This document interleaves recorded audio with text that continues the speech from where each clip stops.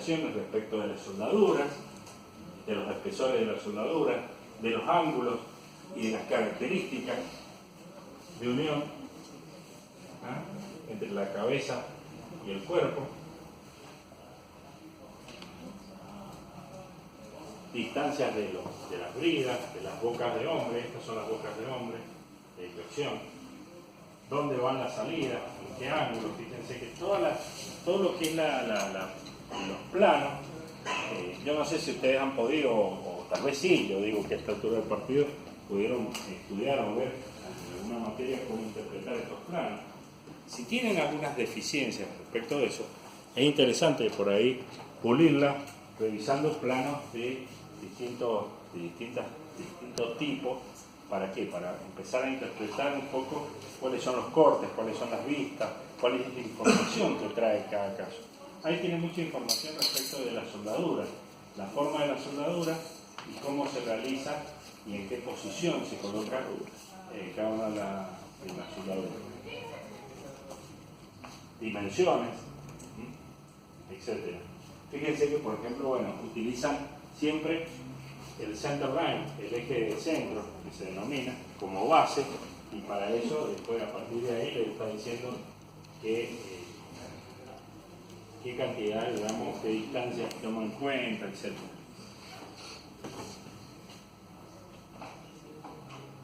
Pero al final de cuentas, uno se pregunta, el recipiente sometido a presión, este cuerpo, recipiente sometido a presión,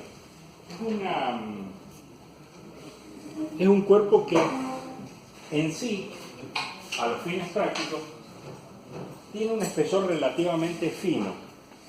Se comporta, de acuerdo a lo que busca la teoría, y a la cual han estudiado originalmente en la teoría, se comporta como si fuera una lámina, como si fuera una hojita de papel, por decirlo de alguna manera.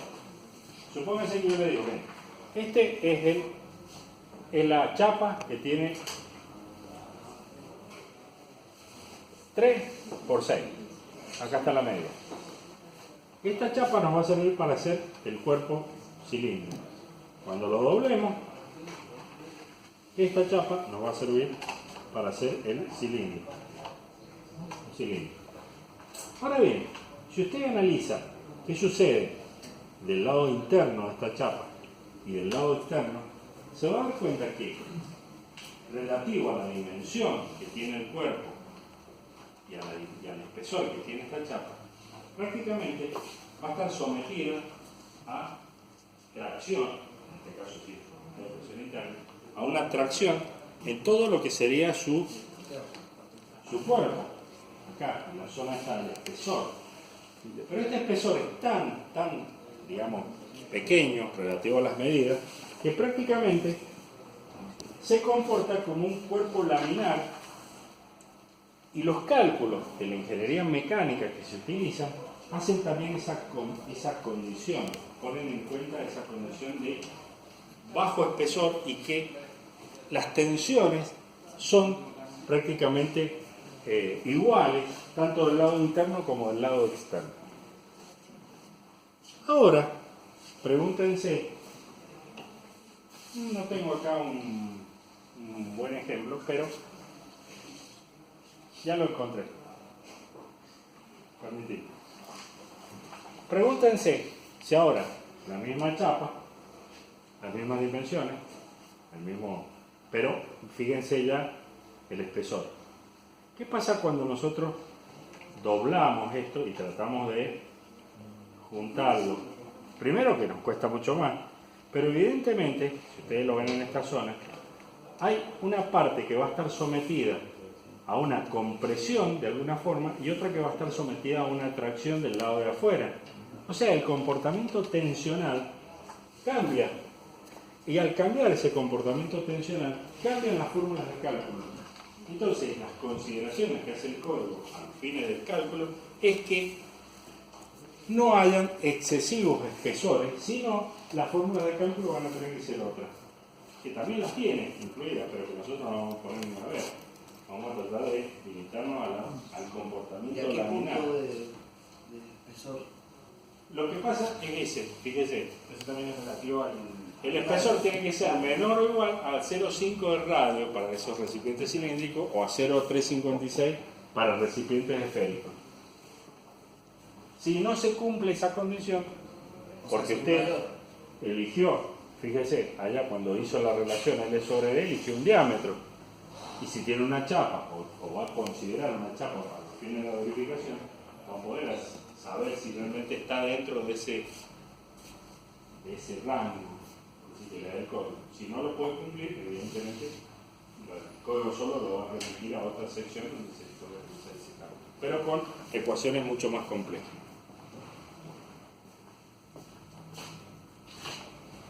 Si ustedes lo analizan, fíjense, un recipiente va a estar sometido a tensiones de tipo longitudinal y circunferencial, siendo las más comprometidas en la zona del shell, en el cuerpo, estas. Estas son generalmente las zonas más comprometidas dentro del cuerpo. Las tensiones longitudinales, mientras que las circunferenciales tienen nada más que el esfuerzo dado por los cabezales. Y cuando se tienen que romper, o se rompen, generalmente el 99,99% se rajan a lo largo, no descabezándose, no separándose la cabeza del cuerpo, sino rajándose en el sentido longitudinal. Y por eso también en los diseños lo que se hace es rotar esta junta y no ponerla a continuación, porque sería mucho más fácil agarrar, poner donde se terminó uno, agregar otro y seguir soldando y seguir soldando a lo largo de esta línea. No, se cambia y se busca que esté discontinuo. ¿Para qué? Para no propagar supuestamente la posibilidad de una rotura a lo largo del cuerpo del recipiente sobre una línea demasiado extensa. ¿Se entiende? Esas fueron dos chapas que se unieron así. Fueron dos cilindros que estaban unidos acá y que se giraron para evitar la continuidad. ¿Sí?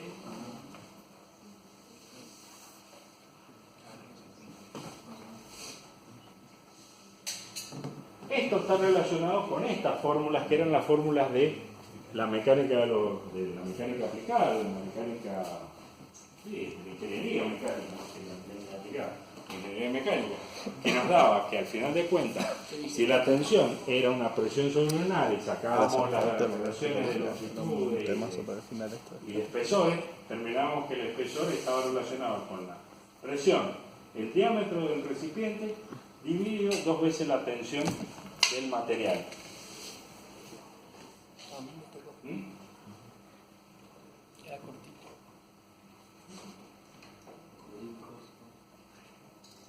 Mientras que en las longitudinales, que serían las que están en los extremos, resiste el doble, por decirlo así de una manera, por lo tanto, esa es la que menos va a fallar de las dos. De cualquier forma, el código ASME, en su sección de cálculo, UG27, tiene las dos fórmulas aplicables, tanto para calcular la máxima presión admisible circunferencial o longitudinal y la máximo espesor de un recipiente, tanto circunferencial como longitudinal. En ambos casos te da la idea de que aparece esta fórmula dividida por 2 respecto a una respecto a la otra. Esto que ven acá no es nada más y nada menos que el famoso código ASME en su parte de materiales.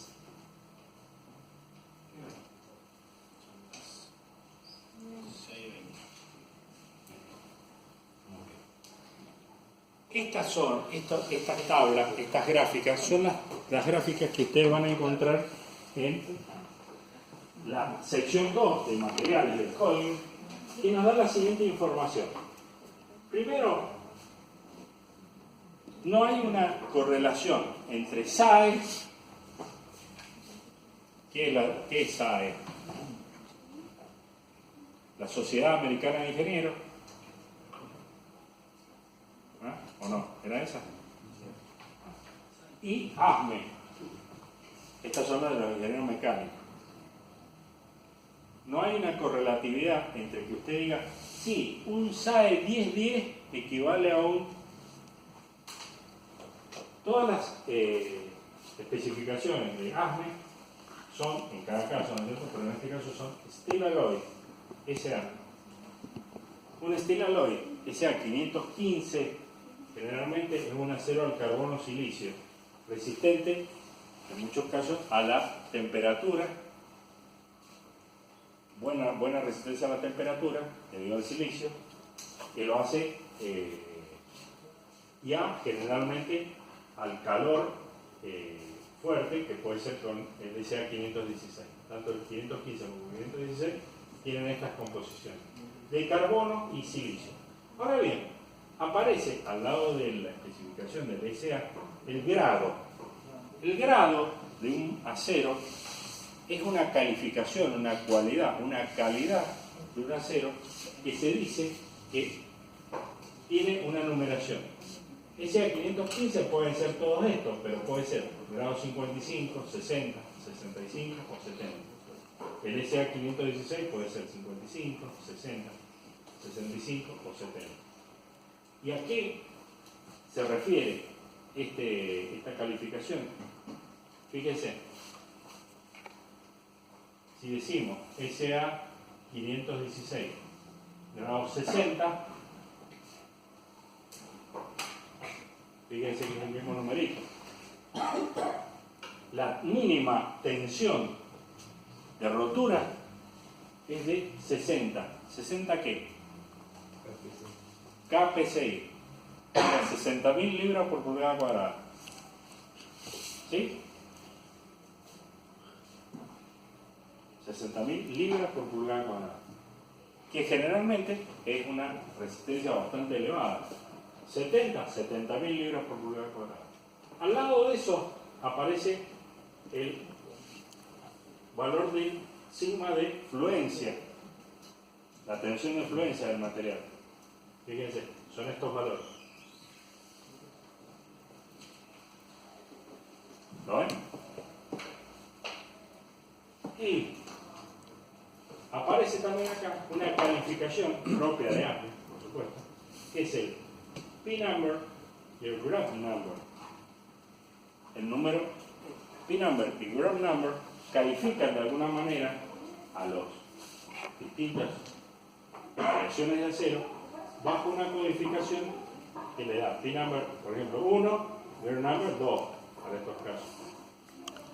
¿Para qué nos va a servir esto? Esto nos va a servir para después realizar el correcto tratamiento térmico sabiendo de qué material se trata. El código no te va a poner para cada material de todos los que aparecen acá, mirá, para esto esta gráfica o esta tabla o esta recomendación de temperatura, etc. No, te va a agrupar esto por P-number y graph number y te va a llevar a una tablita simple donde te dice para los materiales con P-number 1, 2 y 3 y graph number 1, 2 y 3, utilice esta temperatura para realizar el tratamiento térmico. Así. Esta es una parte de lo que sería la información que trae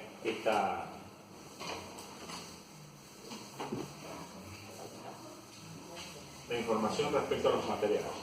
Pero ¿qué pasa? Esto es como si yo le dijera en un diagrama de tensión versus elongaciones, tenemos esto. Acá está el 70, acá está el 38, ponete. Ahí está el 38, acá está el 70. O sea que tenemos acá el sigma de rotura, esto KPSI, por supuesto. Y acá tenés el sigma de fluencia. ¿Estamos de acuerdo? El código, a su vez, se pregunta, para cualquiera de estas fórmulas, ¿cuál va a ser la tensión a la cual cuál va a ser la tensión que va a aplicar en las fórmulas de cálculo para, de alguna manera, asegurar de que ese recipiente no tenga problemas cuando se lo construya. ¿Qué creen ustedes? A ver. Menor a la afluencia. ¿Ah? Menor a la afluencia. Bien, menor a la afluencia. A ver, dígame. ¿Qué tensión usted diría que va a utilizar, por ejemplo, para ese SA516 grados 70 de 70.000 y 38? El límite elástico. Él dice menor que la del límite elástico. ¿Ah? La corriente, si hay una influencia. ¿Cuál? Dígame un valor. Él tiene de 38 para abajo. 30. Bien, 30. Acá dicen 30. ¿Quién da más? Yo lo doy más. Yo me planteo. Diga. 32. ¿Ah? 32. 32.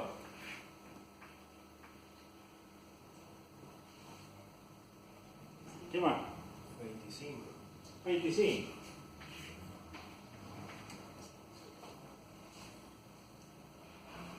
Si ustedes analizan, así, vamos con tres opiniones de tres ingenieros, te dicen, mira, yo uso 32. Si vos usas 32, en la fórmula de cálculo, evidentemente el espesor tuyo va a ser el más chico, el menor espesor. Si usas 30, va a ser un poquitito más, capaz. Y si usas 25, más grueso el espesor de cálculo. ¿Cuál de los tres tendría razón si hay un problema y se rompe el recipiente y produce un desastre industrial y mata a 1000 personas porque se escapó un gas tóxico y mató a la población que estaba aguas abajo de la fábrica? ¿Quién dice ser responsable? ¿Ah? Y el 22. Y depende ¿Por de la qué? calidad, depende de... ¿Por qué el de 32? Menor espesor. Decía, porque tiene menor espesor. Bien. Eso depende del radio, no lo habíamos dicho. No, está bien, pero para la misma construcción usted eligió Ah, material con 25, otro con 30, otro con 37. Ahí dice él, el que eligió 32. Yo te diría, sí, la lógica te dice eso, pero de todas maneras esto trabajaba en la zona de elástica. No se debería haber roto. Pudo haber pasado otra cosa, Una algún sobrepresión. impacto o algo así. Bueno, si hay una sobrepresión, evidentemente eso te exime tanto al de 25, al de 30 o al de 32 de la rotura. Y si vos decís, mirá, esto tenía que trabajar a menos de esta presión y de repente alguien abrió una válvula y puso en contacto con una presión altísima, evidentemente pasaría lo que le pasó a la garrafita esa que querían cargar con 200 kilos. ¿Pero tuvo menos consideración a la hora de elegir los factores de seguridad? Estaba Podría más ser, cerca del pero límite. igual, si usted sobrepasó las presiones con las cuales supuestamente ese recipiente verificaba correctamente, no es culpa del diseñador, del calculista, es culpa de una mala operación, diríamos así, de una mala maniobra del hombre que puso en contacto a una presión que no podía ser para ese cuerpo. Por lo tanto, se rompió, evidentemente. El más grueso. Pasa lo que pasa, eso pasa generalmente en las pericias, en las cuestiones. Usted dice, bueno, fue un error humano. ¿Por qué? Y porque agarró al tipo y quiso cargar una garrafita que podía soportar hasta 20 kilos, lo puso en directo con 200 kilos. ¿Qué va a pasar? Sí, explotó. Evidentemente, el error fue un error humano. Él no creía que podría haber puesto en contacto eso, pero la realidad es que lo puso en contacto y fue algo para lo cual esa garrafita no estaba preparada. Estaba preparada en una mesa para 20 kilos, pero no para 200. ¿Sí? ¿Qué ibas a decir? No, el más grueso porque aparecen tensiones radiales. Pero acordate que, a pesar de todo, por estos materiales, se considera que el comportamiento sigue siendo laminar. La diferencia no va a cambiar demasiado porque son milímetros el espesor de diferencia. Y generalmente, una cuestión que siempre es del lado de la seguridad, se los voy anticipando, es que usted no puede decir, mire, yo tengo que el espesor me da 14 milímetros. este otro espesor con 30 me da, perdón, este con 25, con 30 me da 16 milímetros y con 32 No debería ser. perdón, Bueno, a ver, este con el de 32, este con el de 30, este con el de 25, 14, 13 y 12,5 milímetros, por decir. Y yo te voy a decir, mirá, perdón, Ahí 16. 16 Y 20. y este de 17,5. Yo te voy a decir, mirá, de 14 no hay, de 16 no hay y de 17 no hay. Tenés de media, que sería 12,5 milímetros, o tenés de 3/4, que son 19 milímetros. 19. O sea que esta engloba todo. O sea que vos te hayas esmerado en tratar de decir, uy, mirá, ves que mi cálculo me dio justo 14 milímetros, que es justo, mirá, le gané 3 milímetros a esto.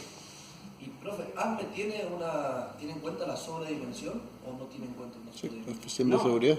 Te dice esto, Por eso. te lleva solo. Nosotros.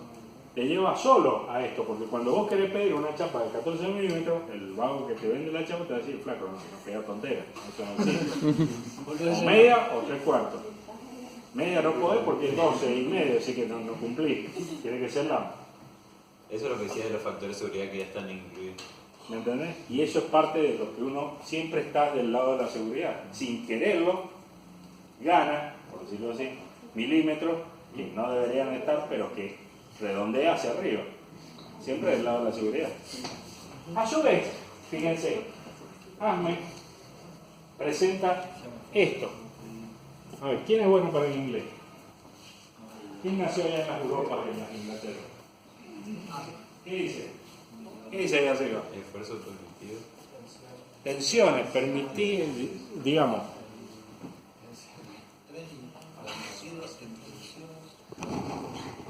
para aceros al carbono y baja aleación. Máximas tensiones admisibles para aceros al carbono o baja aleación, multiplicado por 100 para obtener el PSI, para una temperatura del metal en grados Fahrenheit que no exceda. Estas son las temperaturas. Estas temperaturas son las temperaturas de diseño. Por eso es importante conocer a qué temperatura va a trabajar ese recipiente a presión. ¿Qué sucede? En la medida que cambia, este 650 es de menos 20 a 650 aproximadamente, menos 20 Fahrenheit a 650. En la medida que cambia la temperatura de diseño, fíjense qué pasa con las máximas tensiones admisibles. Decrecen. ¿Y qué pasa acá, por ejemplo, a 1050 Fahrenheit con este material de CA515? No se puede. Ya no es apto para eso. Ya no es apto. Y eso es lo que te dice el código. Fíjate que este sí, todavía. Porque este es otro tipo de acero.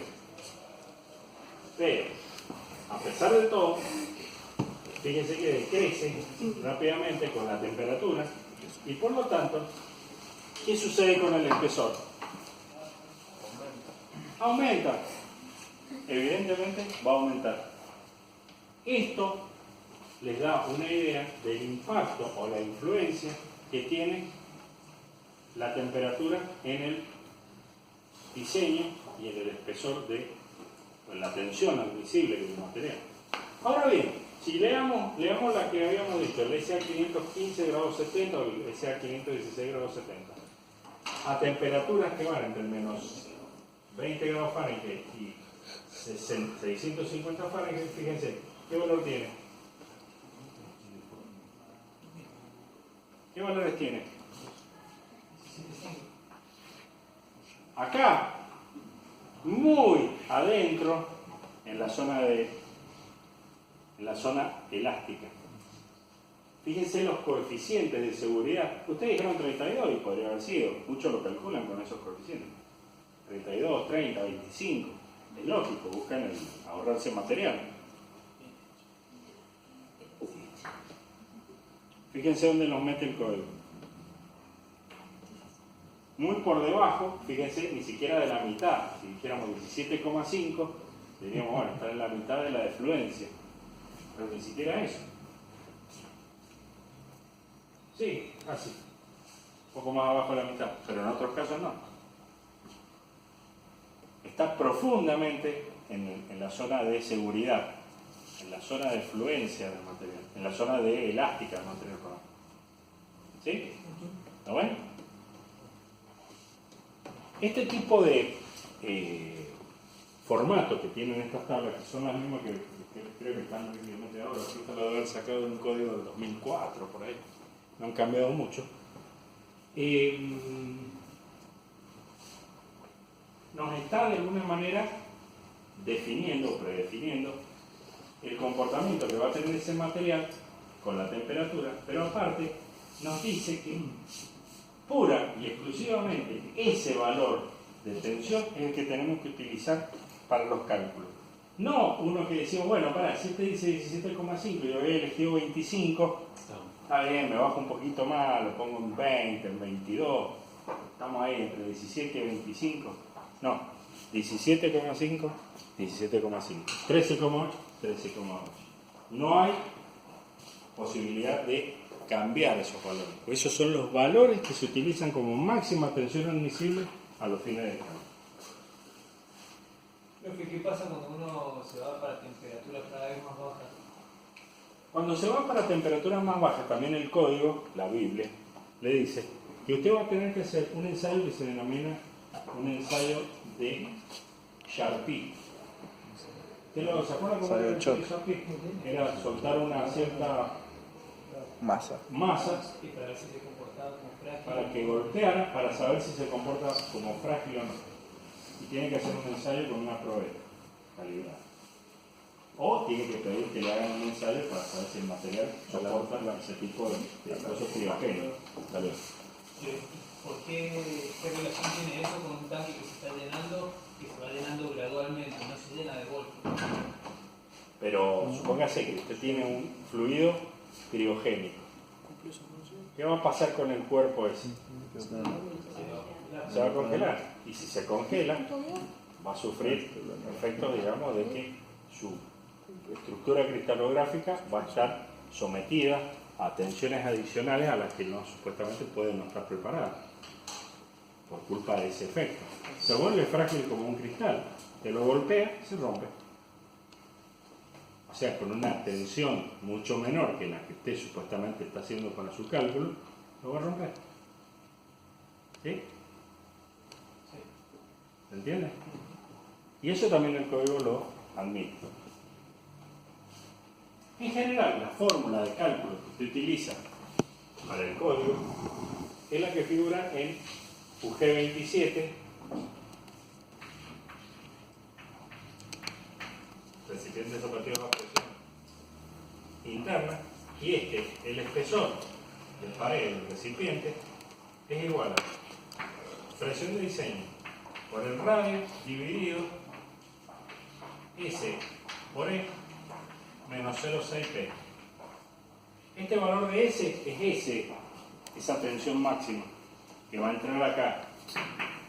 La presión de diseño era dato que usted había supuesto que había leído de UG21, que dice que era la máxima presión a la cual iba a estar sometido el recipiente durante la vida útil, o la máxima diferencia entre dos cámaras adyacentes que estén en contacto.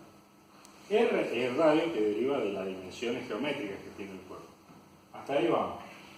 Esto estaría, esto estaría. Esto lo acabamos de sacar de esas tablas de materiales con las tensiones.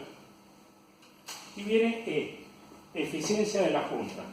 Profe, esa P es igual que la presión. Es la misma. Es la presión de diseño. La de 0,6. Es la misma 0,6P. Eficiencia de la junta. ¿Qué sucede? Generalmente los recipientes se considera que se van a fabricar por medio de soldadura. Esa soldadura puede ser soldadura acetilínica, rara, o soldadura por arco eléctrico. Con lo cual aparece un factor de eficiencia de la junta. que depende del diseño de la junta y del grado de radiografiado que le demos a la junta. Y a su vez, este diseño limita el uso de este tipo de juntas en diferentes categorías. ASME reconoce en UW3,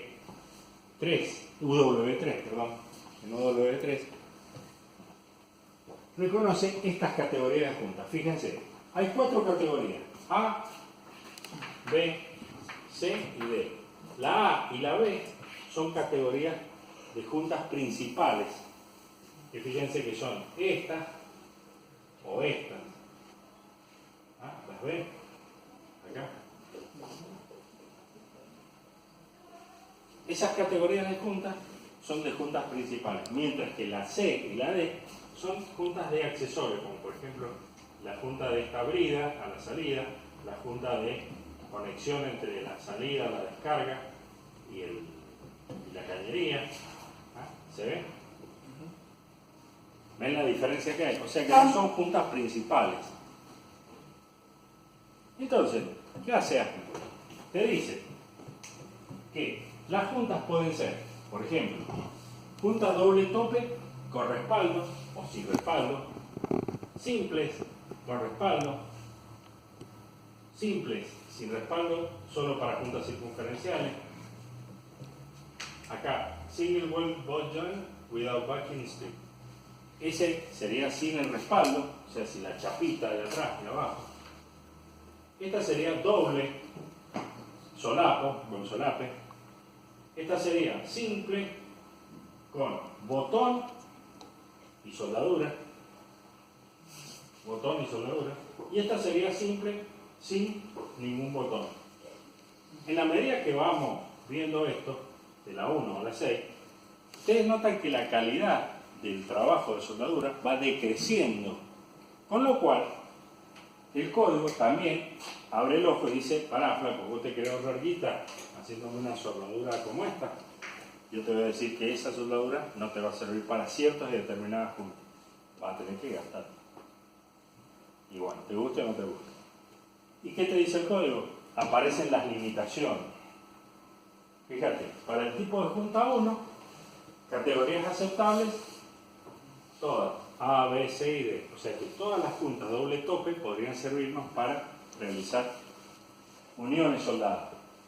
Y el factor E está relacionado con el grado de examinación radiográfica, que puede ser full, total, spot, por tramos o sectores, o no spot, sin radiografiar. Y fíjense que la eficiencia de la junta baja 1, 0,85, 0,70. ¿Dónde va a impactar? Aumentando el espesor. En la tensión, por un lado, que hace que aumente el espesor. O sea que lo que te ahorras en suspiro se te van en lágrimas. Ese sería el dicho. ¿Ah? ¿Viste cuando te dicen lo que te ahorraste en suspiro se te fueron en lágrimas? Y es eso. O sea, vos decís: yo me voy a ahorrar guita porque no voy a hacer la examinación radiográfica. Ah, bien, loco, no tengo problema. Fíjate, mira los valores que tomas. Y te vas a dar cuenta que gastas mucho más en material porque te tenés que dar más espesor. Aparte de las limitaciones, porque miren, fíjense acá, la 2 nomás. Tiene para todos categorías aceptables A, B, C y D. Pero dice: vea las limitaciones del código.